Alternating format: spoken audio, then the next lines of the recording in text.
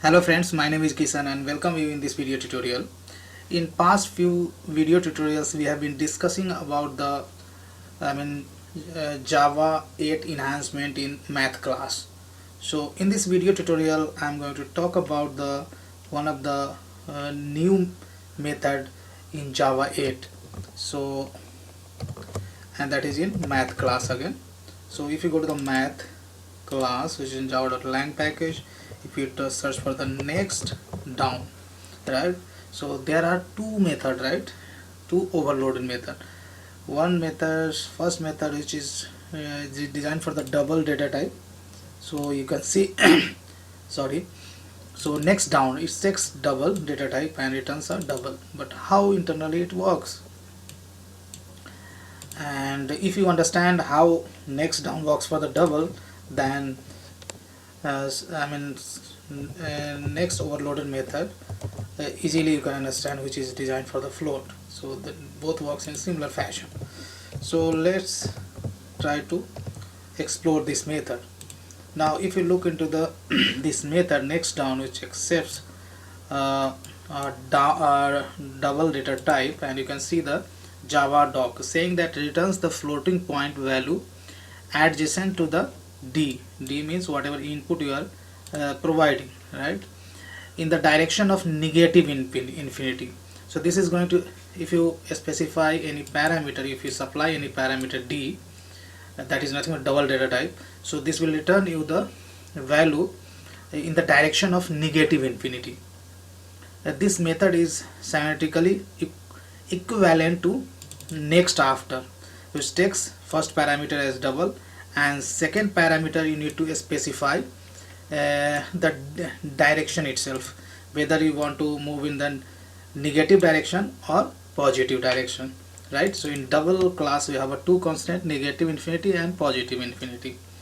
If you specify the direction negative infinity, then next after and this next down will work in similar fashion, but next down would be faster. So however, a next down implementation may run faster than its equivalent next after call. That is I hope that is clear for you. Now special cases, some of the special cases you need to keep in mind. If the argument is nan, what do you mean by nan? Nan means not a number, then result would be nan itself. If argument is negative infinity, then result is negative infinity itself. If the argument is 0, if you are specifying the argument is 0, the result is a negative of double mean value, right. And this parameter D represents a starting floating point value, right, and what would be the return? The adjacent floating point value closer to the negative infinity. So let's try to understand through an example.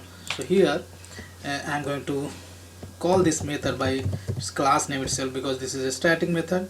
So next down, and here first of all I am going to pass something is called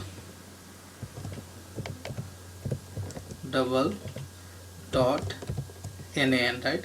So as per the Java documentation, this is going to return us nan itself, right, not a number.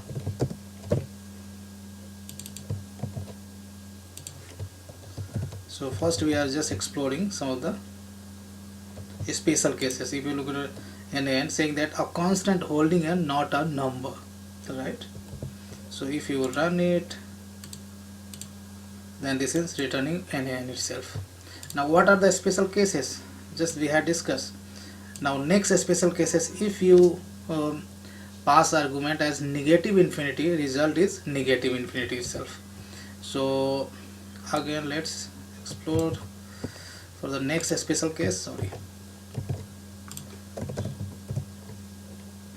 So here let's say 2 next down 2, and here I am going to pass negative infinity and see what is the result,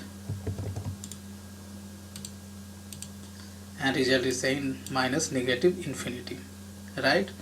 And if you pass 0, then what is getting returned? If you pass 0, then let's see, Now let's make it next down 3, right? So this is returning you the what is the if you go to the here, then this is going to return you minus double mean value is getting returned to you, right? So that was the special cases, but let's try to explore this method for, like, if I am passing 2, then what is getting returned. So let's say 4. So this will return you a value towards the negative infinity, and that is the value. Now if I pass negative value, then what is getting returned. Now let's say next down 5, and this is 5, and at this time I'm going to pass -2. Now you can see, so see, this is getting returned value towards the negative infinity. So I hope you understood how next down method works. And if you look into the Java doc, so I have explored this method for the double data type, but there is one more overloaded method for float, and that will work in similar fashion. If you look into the Java doc, they have explained about this method. So saying that returning the